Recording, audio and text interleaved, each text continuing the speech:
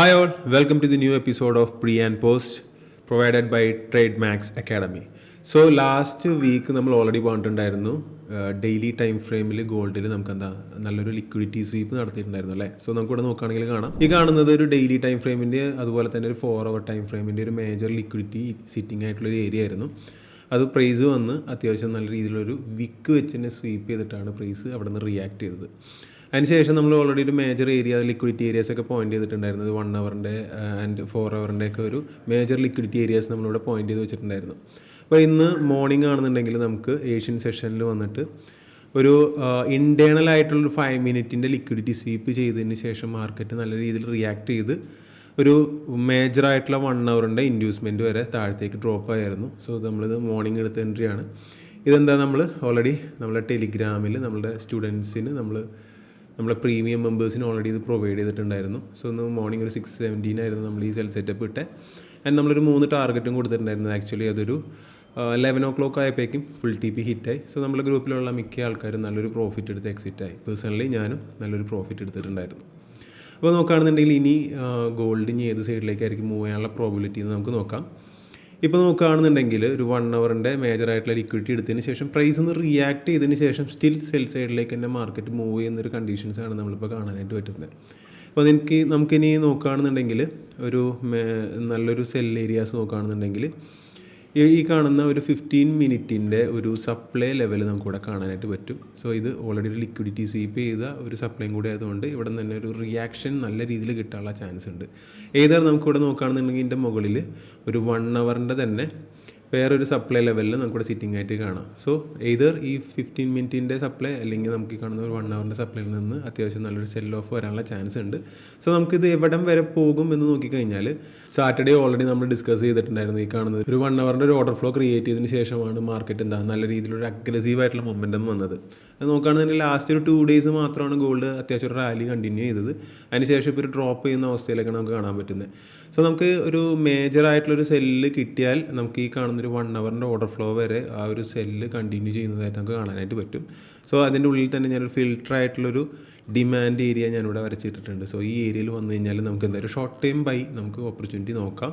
അപ്പോൾ ട്രെൻഡ് നോക്കുകയാണെന്നുണ്ടെങ്കിൽ ബെയറിഷ് ആയതുകൊണ്ട് തന്നെ അപ്പോൾ നമുക്കൊരു ബൈ കിട്ടിക്കഴിഞ്ഞാൽ നിയറസ്റ്റ് ആയിട്ടുള്ള ഒരു ഏരിയയിൽ നിയറസ്റ്റ് ആയിട്ടുള്ള ലിക്വിഡിറ്റി പോയിന്റിൽ തന്നെ എക്സിറ്റ് ചെയ്തൊരു പാർഷ്യൽസ് ബുക്ക് ചെയ്ത് ആ ഒരു ട്രേഡ് ബ്രേക്ക് ചെയ്യാൻ വെക്കുന്നതായിരിക്കും ഏറ്റവും ബെസ്റ്റ്. സെൽ ഏരിയാസിലേക്കൊക്കെ നല്ല എൻട്രീസ് കിട്ടിക്കഴിഞ്ഞാൽ അത് തീർച്ചയായിട്ടും എടുക്കാം. കാരണം എല്ലാ സെൽ ഏരിയയും നല്ല രീതിയിൽ റെസ്പെക്ട് ചെയ്യുന്നതായിട്ട് നമുക്ക് കാണാനായിട്ട് പറ്റും. ഇതൊരു മേജറായിട്ടുള്ളൊരു സപ്ലൈ ഏരിയ ഏതാണെന്ന് നോക്കിക്കഴിഞ്ഞാൽ ഡെയിലി ലെവലിൽ നമുക്ക് ഈ കാണുന്ന ഒരു ഏരിയ മേജറായിട്ടുള്ളൊരു സെൽ ഏരിയ ആണ്.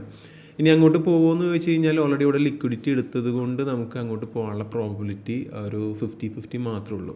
സോ ഇനി ഈ കാണുന്ന ഈ ലാർജ് ഒരു വിക്ക് ഇവിടെ ഫോം ചെയ്തിട്ടുണ്ട് ഒരു ബൈ ക്യാൻഡലിലെ. സോ ഇവിടെ നിന്നൊരു റിയാക്ഷൻ കിട്ടുകയാണെന്നുണ്ടെങ്കിൽ മാത്രമാണ് നമുക്ക് ഈ കാണുന്ന ഒരു ഏരിയയിലേക്ക് പ്രൈസ് വരുന്നതായിട്ട് കാണാനായിട്ട് പറ്റുക. അതല്ല ഈ ഒരു ഏരിയയിലേക്ക് പ്രൈസ് വന്നതിന് ശേഷം അത്യാവശ്യം നല്ല രീതിയിൽ കൺസോൾഡേറ്റ് ചെയ്ത് ഒരു സെൽ ഡോമിനേറ്റ് ചെയ്താണ് പോകുന്നതെങ്കിൽ തീർച്ചയായിട്ടും ഈ കാണുന്ന ലോ ബ്രേക്ക് ചെയ്ത് ഇനി അടുത്ത ദിവസങ്ങളിലോ അടുത്ത ആഴ്ചകളിലായിട്ട് ഈ കാണുന്ന ലോ ബ്രേക്ക് ചെയ്യുന്നതായിട്ട് നമുക്ക് കാണാനായിട്ട് പറ്റും. So that's my view on gold. So നമുക്കിനി യൂറോ USDയിലേക്ക് നോക്കാം. യൂറോ USDയിൽ നോക്കുകയാണെന്നുണ്ടെങ്കിൽ നമുക്കിവിടെ ക്ലിയർ ആയിട്ട് കാണാനായിട്ട് പറ്റും ഒരു ഡെയിലി ഓർഡർ ഫ്ലോ ലെവലിൽ പ്രൈസ് വന്ന് ഹിറ്റായതിന് ശേഷമാണ് പ്രൈസ് നല്ല രീതിയിൽ റിയാക്ഷൻസ് നമുക്കിവിടെ കാണാനായിട്ട് പറ്റുക. ഇവിടെ നോക്കുകയാണെന്നുണ്ടെങ്കിൽ നമുക്ക് സ്റ്റിൽ നമുക്കിവിടെ കാണാൻ പറ്റും യൂറോ USD എന്ന് പറയുന്നത് ഡെയിലി ടൈം ഫ്രെയിമിൽ ഓൾറെഡി ഒരു ബാരിഷിലേക്കുള്ള മൂവ്മെൻറ്റ് ഓൾറെഡി നമുക്ക് തന്നിട്ടുണ്ട്. അതിനുശേഷം ഈ കാണുന്നൊരു ലിക്വിഡിറ്റി സ്വീപ്പ് നടത്തിയിട്ടാണ് ഇവിടെ ഒരു മൂവ്മെൻറ്റ് കാണാനായിട്ട് സാധിക്കുന്നത്. ഒക്കെ ഇവിടെ നോക്കുകയാണെങ്കിൽ നോക്കുകയാണെന്നുണ്ടെങ്കിൽ സ്റ്റിൽ നമുക്കിവിടെ നോക്കിയാൽ കാണാതെ ഇതൊരു ലിക്വിഡിറ്റി സ്വീപ്പാണ്. അതിനുശേഷം പ്രൈസ് ഈ കാണുന്നൊരു ലിക്വിഡിറ്റി സ്വീപ്പാണ്. അതിനുശേഷം പിന്നെ ഓരോ ലോ ബ്രേക്ക് ചെയ്തിട്ടാണ് മാർക്കറ്റ് മൂവ് ചെയ്യുന്നതായിട്ട് കാണാൻ സാധിക്കുന്നത്. അപ്പോൾ അതുകൊണ്ട് തന്നെ ഒരു സെല്ലിൽ തന്നെയാണ് മാർക്കറ്റ് ഇപ്പോൾ നിൽക്കുന്നത്. പിന്നെ നമുക്ക് നോക്കുകയാണെന്നുണ്ടെങ്കിൽ ഇവിടെ ഒരു 1 hourൻ്റെ മേജറായിട്ടുള്ള ഒരു ലിക്വിഡിറ്റി ലെവലുണ്ട്. ഇത് പ്രൈസ് ഇവിടെ നിന്ന് സ്വീപ്പ് ചെയ്ത് കഴിഞ്ഞാൽ നമുക്കൊരു ചെറിയൊരു ബൈ മൊമെൻറ്റം കാണാനായിട്ട് സാധിക്കും.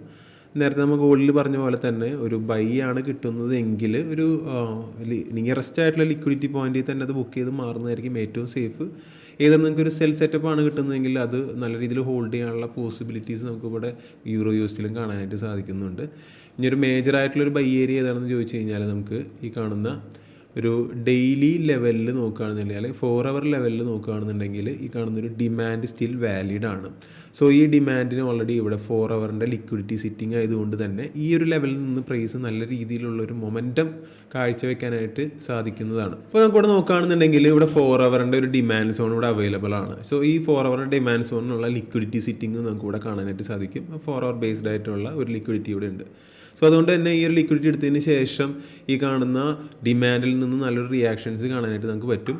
അതുപോലെ തന്നെ ഈ ഒരു 1 അവറിൻ്റെ ഇൻഡ്യൂസ്മെൻറ്റ്, അതായത് 1 അവറിൻ്റെ ഒരു ലിക്വിഡിറ്റി എടുത്തതിന് ശേഷമാണ് പ്രൈസ് മുകളിലേക്ക് മൂവ് ചെയ്യുന്നതെങ്കിൽ ഈ കാണുന്ന ഒരു 4 അവറിൻ്റെ വിക്ക് ഏരിയയാണ് ഞാൻ ഈ മാർക്ക് ചെയ്തിരിക്കുന്നത്. സോ ഈ ഏരിയയിൽ നിന്ന് നമുക്ക് ഒരു സെൽ റിയാക്ഷൻ കിട്ടുന്നതായിട്ട് നമുക്ക് കാണാനായിട്ട് പറ്റും. സോ അപ്പോൾ ഈ 2 ഏരിയാസും മേജറായിട്ടുള്ളൊരു മൊമെൻറ്റം നമുക്ക് കാണാൻ സാധിക്കുമെന്ന് വിചാരിക്കുന്നു.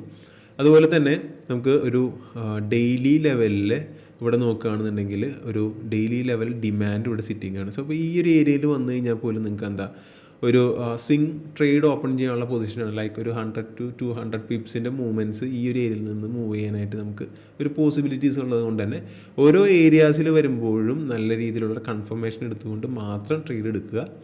ഒരു സെൽ മാർക്കറ്റിൽ നിൽക്കുന്നത് കൊണ്ട് തന്നെ സെല്ലിന് കൂടുതൽ പ്രയോറിറ്റി കൊടുക്കുക. സെല്ലിന് നമുക്ക് എന്താ മാക്സിമം ടി പി കിട്ടാനുള്ള ചാൻസസ് കൂടുതലാണ്. അതുപോലെ ബൈ എടുക്കുകയാണെന്നുണ്ടെങ്കിൽ ഒരു മേജർ ഏരിയയിൽ നിന്നാണ് ബൈ എടുക്കുകയെന്നെങ്കിൽ നിങ്ങൾക്ക് ഒരു നിയറസ്റ്റ് ആയിട്ടുള്ളൊരു 1 അവറിൻ്റെയോ അല്ലെങ്കിൽ ഒരു ഹൈ ടൈം ഫ്രെയിമിൻ്റെ ലിക്വിഡിറ്റി ലെവൽ വരെ നിങ്ങൾക്ക് അത് ടാർഗറ്റ് ചെയ്യാനായിട്ട് പറ്റും. സോ ഒരു 15 മിനിറ്റ് ടൈം ഫ്രെയിമിലൊക്കെയാണ് നിങ്ങൾ ബൈയും കാര്യങ്ങളൊക്കെ എടുക്കുന്നതെങ്കിൽ നിയറസ്റ്റ് ആയിട്ടുള്ള ഏരിയയിൽ നിന്ന് തന്നെ പ്രോഫിറ്റ് ബുക്ക് ചെയ്ത് മാറുന്നതായിരിക്കും ഏറ്റവും ബെസ്റ്റ്. സോ ട്രേഡ് നല്ല രീതിയിൽ ശ്രദ്ധിക്കുക. നിങ്ങളുടെ പൊസിഷൻസും കാര്യങ്ങളൊക്കെ വെൽ മെയിൻറ്റെയിൻ ആയിട്ട് ചെയ്യുക. പൊസിഷൻ സൈസ് ചെയ്യുക. അതുപോലെ തന്നെ റിസ്ക് റിവാർഡിൽ നിങ്ങൾ എന്താ ചെയ്യുക, ക്യാപിറ്റലിൻ്റെ 1% മാത്രം റിസ്ക് ചെയ്യുക. സോ നമുക്ക് ഒരു ദിവസം മാത്രമല്ല എല്ലാ ദിവസവും ഓപ്പർച്യൂണിറ്റീസ് ഉണ്ട്. അപ്പോൾ നിങ്ങളുടെ ലോസ് ലിമിറ്റ് ചെയ്യുക എന്നുള്ളതാണ് ഇവിടെ ഏറ്റവും കൂടുതൽ നിങ്ങൾ ശ്രദ്ധിക്കേണ്ട കാര്യം. So that's it for today. So ഇനി അടുത്ത ഒരു അനലൈസ് ആയിട്ട് നമുക്ക് നാളെ വീണ്ടും കാണാം. Thank you so much. Have A nice day.